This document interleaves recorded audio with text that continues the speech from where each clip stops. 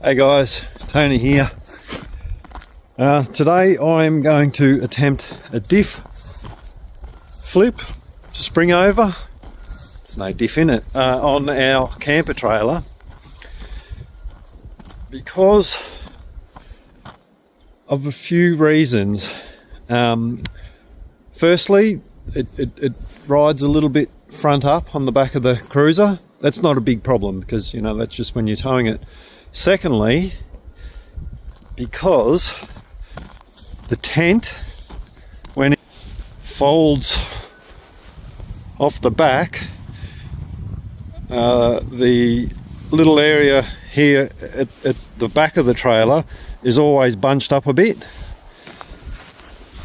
Thirdly, because these legs won't actually, you can't deploy them when the trailer's level. So, here's a little tip that I've found.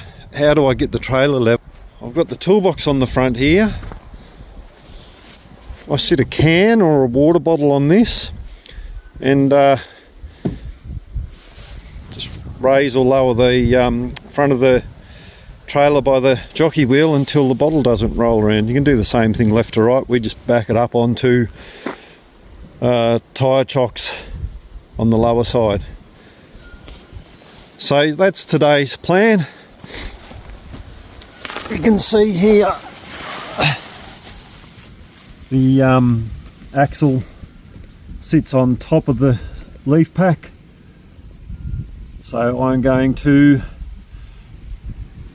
reconfigure that so that the axle sits on the bottom of the leaf pack.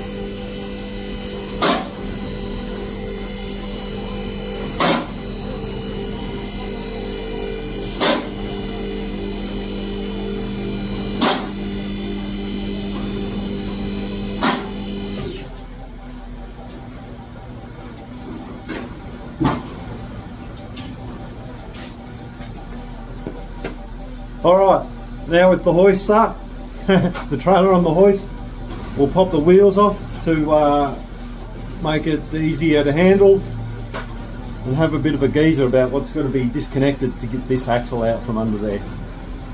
Alright, so we're up on the hoisty here, listening to the last round of the MotoGP at Sabang with Matt Oxley and Peter Bomb. When you go that much faster, it's going coming up with a plan. So I've just got an old garden stake here on the floor jack, and what I'm thinking, I'm going to pop this wheel off, and the backing plate is bolted in with 4 bolts.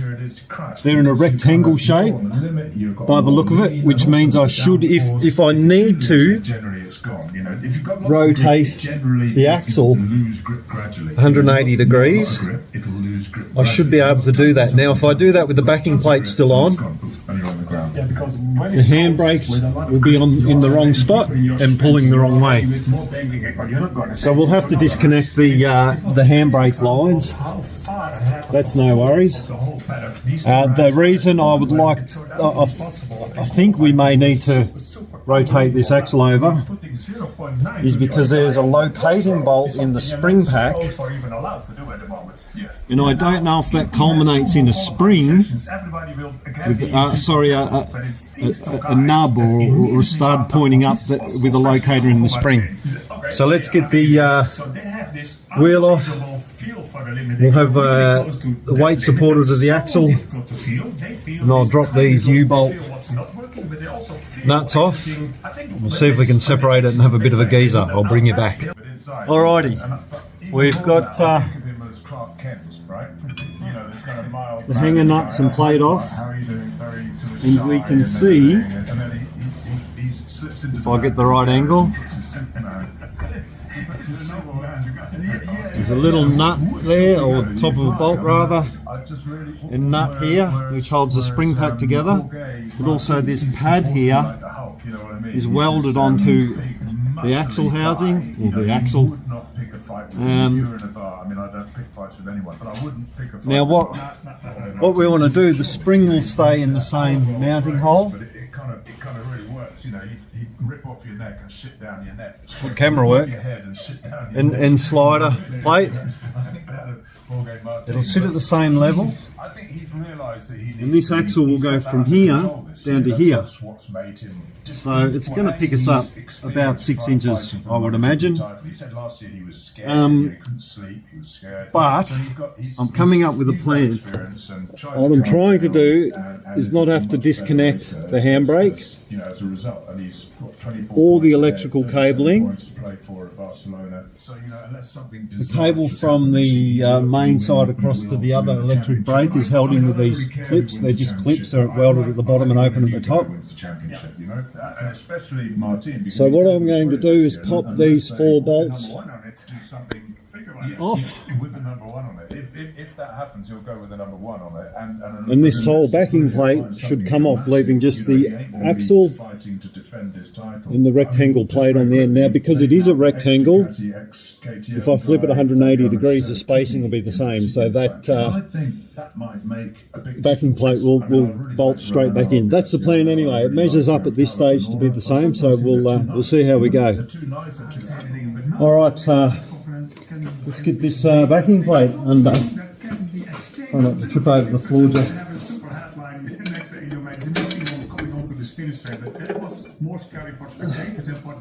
Alright, note to self, that was not very tight, so we're not going to tighten the bejeebers out of it when we put it back together. I will see if I can find online the correct torque specs.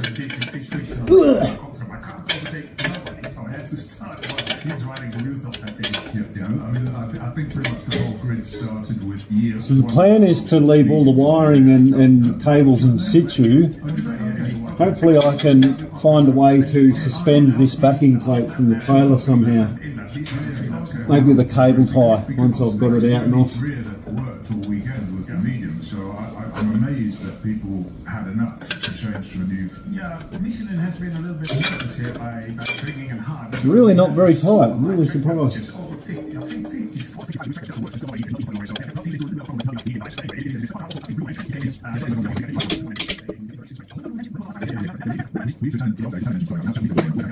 Jack Miller, he's quite funny at the moment because obviously, he's got sacked by KTM ages back, and he's always very free when talking to the journalists with technical details and so on.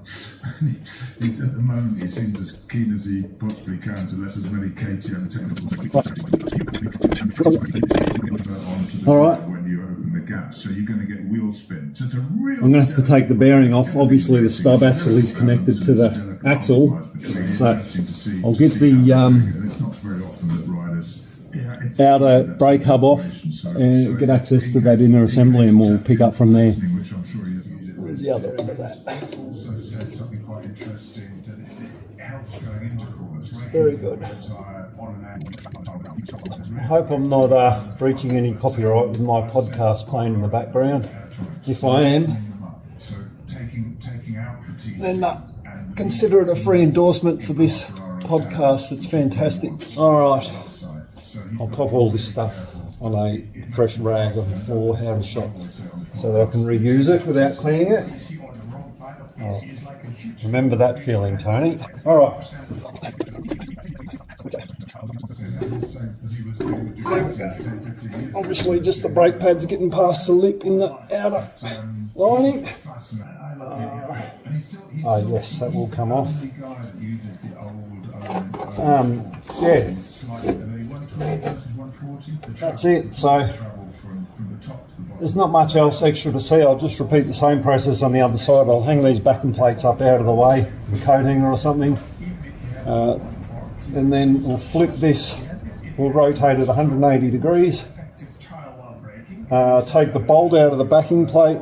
Oh, sorry, not the backing plate, the spring leaf pack. What I'll do, I'll put a cable tie around each side of the bolt so the spring pack doesn't fall in half. Pop the bolt out. I might pre-soak it with some WD-40 now actually, and turn that bolt over, because we only need it can only be about, I don't know, 8mm protruding into the pad that we saw earlier. Cool. So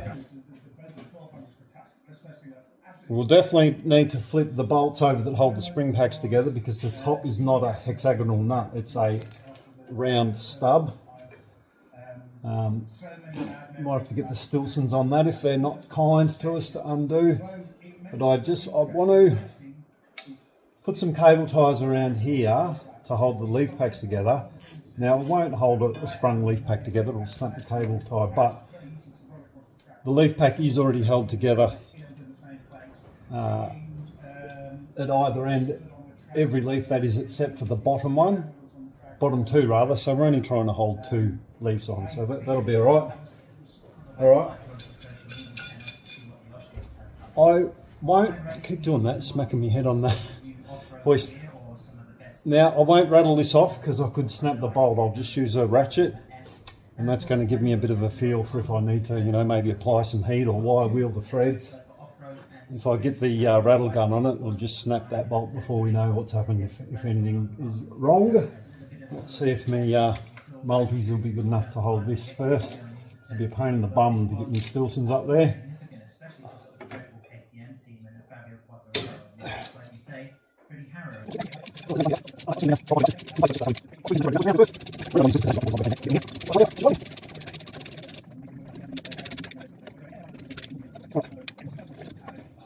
I'll just wire wheel this. I don't know if you can see there, it's just a bit yucky. I'll wire wheel it and put a bit of anti-seize on before I put that back together, so hold tight. There we go. I've overdone that because I've got to push it through the leaf pack. I can't see any hurt in having a bit of anti-seize up in the leaf pack. And should leave some in the thread for the nut. Yep. Excellent.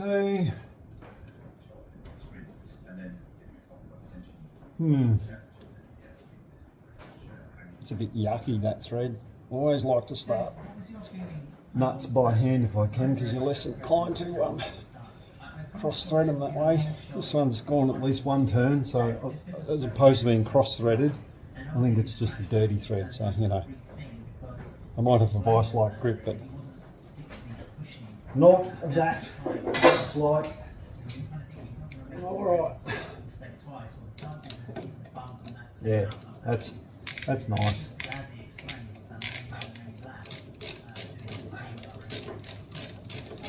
Especially the advent of battery rattle guns, they're so easy to use. You don't have to drag airlines everywhere and whatnot, and they work so well. It's really quite easy to use them when we really should not. And I don't always take my own advice, but I've definitely come unstuck using the rattle gun on bolts when I should have been using a ratchet or a spanner, a socket rather. Sorry, I'm watching too much American television. Now, I'll do that on the other side. I won't bore you with that. And then I was going to rotate this axle and roll at 180 degrees, but the front of the trailer, oh, a nice one, that could have been worse. The front of the trailer is that way. And now if I rotate the axle, those clips that hold the wiring on will be on front of the axle, so they'll be susceptible to stone damage, or if I drag it up, over a tree root or something, they'll be susceptible to damage. So what I'm going to do is drop the axle out and flip it 180 degrees in this plane. But I'll just prepare the other side first and bring you back in. Oh, that's heavier than I expected. If I was Pooley or TJ and Mac, I'd throw in a strong Aussie boy comment. But my daughter has banned me from saying that, so how am I going to make this work?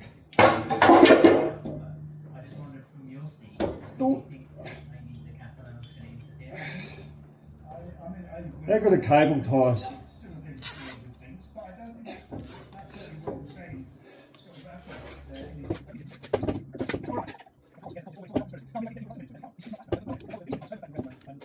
Okay, I'm going to need a cutting device to get them off.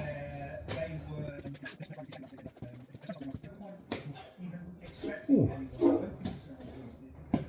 I hit my head again. I'll prepare myself as well as I can. These will only go on one way. Yes, the reason he was slower in the sprint okay. Originally, this went on the bottom of the spring, and you can see the wear mark from the curve. It was tightest at the bottom. Now, this plate's got a slight curve in it, but it's probably just work bent. I can't do that at the top, so I will need to change tack and put my U-bolts across the spring as opposed to under the, on that plane. They'll be 90 degrees different. He was a victim of that first corner pilot, but the real problem was that he lost. There's no locator. I don't think that's a huge problem. All right. If I'm doing something ridiculously wrong and you're pulling your hair out right now saying that won't work, that won't be safe, let me know.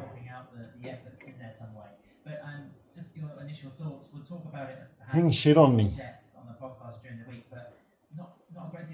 I'll cop it on the chin. There's no room for ego in matters of safety.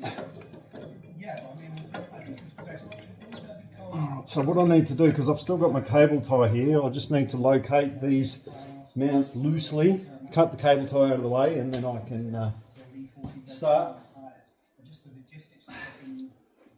thinking about tightening them up.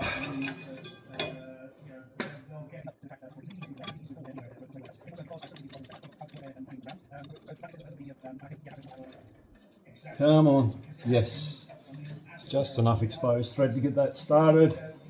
Pop out this cable tie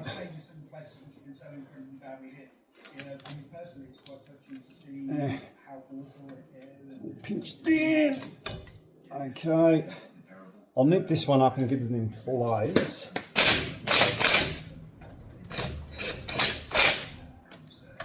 When you're doing these up, you've got to try and do them up evenly.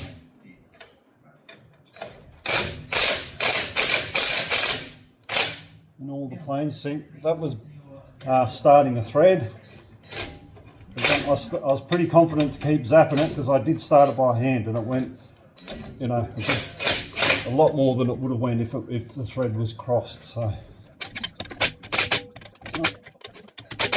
I'll do these up by hand at the end.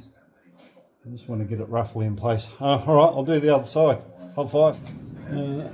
Where did I put my back and plate bolts?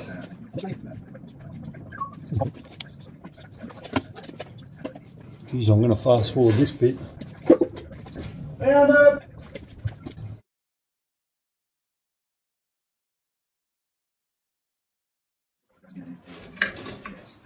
Wow. Okay. Oh man, that's right in a bad spot. I'm going to have to come up with a solution for that. Maybe a pulley on the chassis. Again, if you've got an idea, I'm happy to hear it.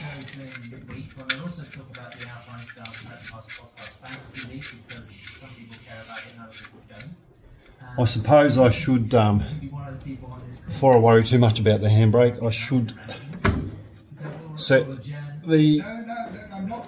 everything up with the axle in the new location and make sure the tent and everything's going to work, because I may need to have some suck some eggs and eat some humble pie and put this back as it was yet. Hopefully not. Alright, now these were the ones that were surprisingly not terribly tight. Remember that.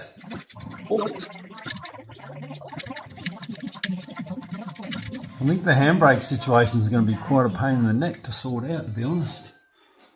Today's episode of the All Golf Podcast is brought to you by... We'll burn that bridge when we get to it. Let's listen to tunes, not people talk.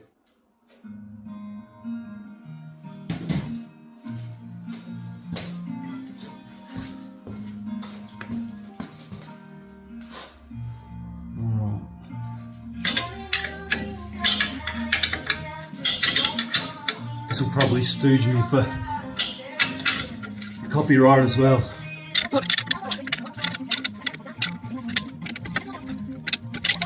I'll do the other side. Won't bore you to death with that. And we'll have a look at how our clips ended up for the cables. See if any ideas jump out and bite me for sorting out this handbrake. I did a pretty good job of not getting it dirty. I was being a slacker. I was going to put it together and she'll be right. That's the problem when you can fix stuff yourself. You're a bit more inclined to, she'll be right. But here we are. God, maybe I'm maturing. Ooh. There's still plenty of grease on the hub, so I won't have to worry about repacking that. That's nice and clean. Okay. Right.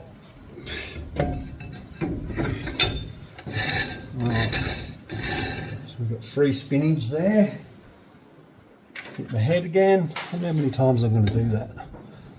I'm sure there's a solution to that involves a pool noodle. I really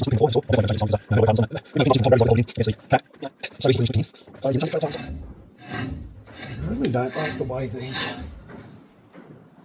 bearings bind up. Alright. Pretty much just doing it up finger tight.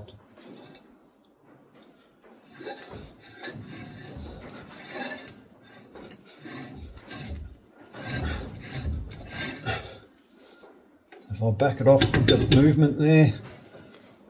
No movement. That's going to do. I'm still getting some dragging of the bearing there. It's behaving very differently to a car.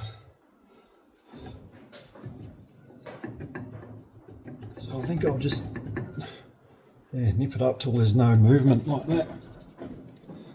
So now that this isn't tight, it's extra important to have the split pin in so that it can't work itself loose, because the wheel studs are attached to this outer hub, as you can see. So if that does work itself loose, you're losing a wheel, which is not my idea of a good time.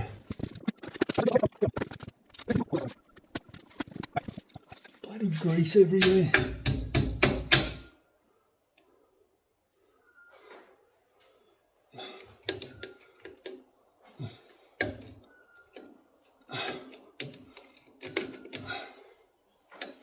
Alright, so now it can be loose, too loose, and not come off with the split pin in, which gives me the confidence to leave it a little bit looser in lieu of actual knowledge of what to do.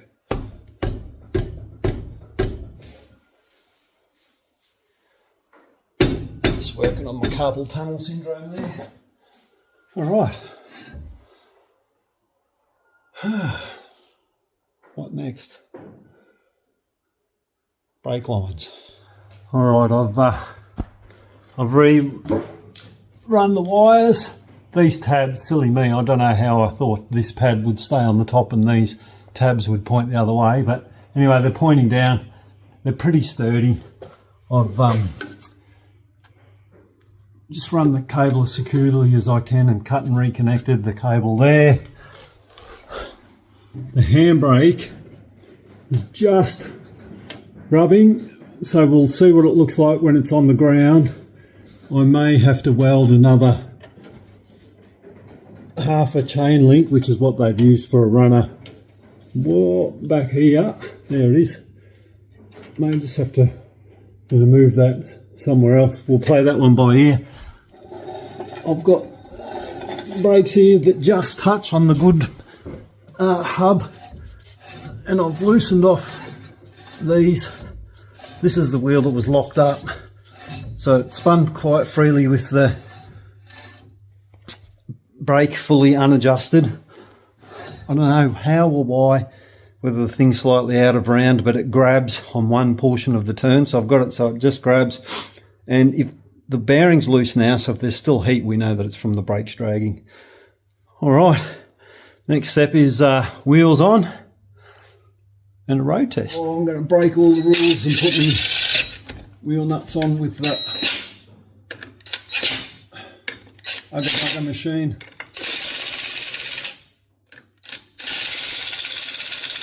It's on its lowest setting, which is surprisingly not very tight, despite what it sounds like.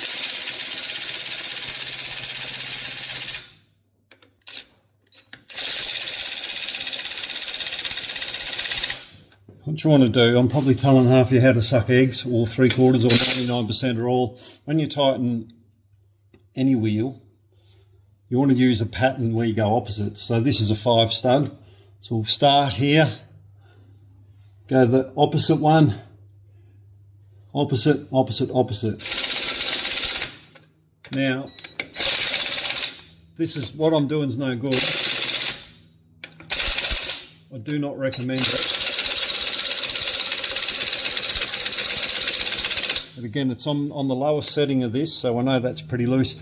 When it's on the ground, I'll back them off by hand and do them up one at a time. A few years ago now, I stopped. There was a girl, she was on her P plates. She had, it was bucket and rain, it wasn't very nice, and she was kind of crying near her car, so I put up to see if she was all right. She said, I've got a flat tyre. And, you know, I asked her if she wanted some help, and she did.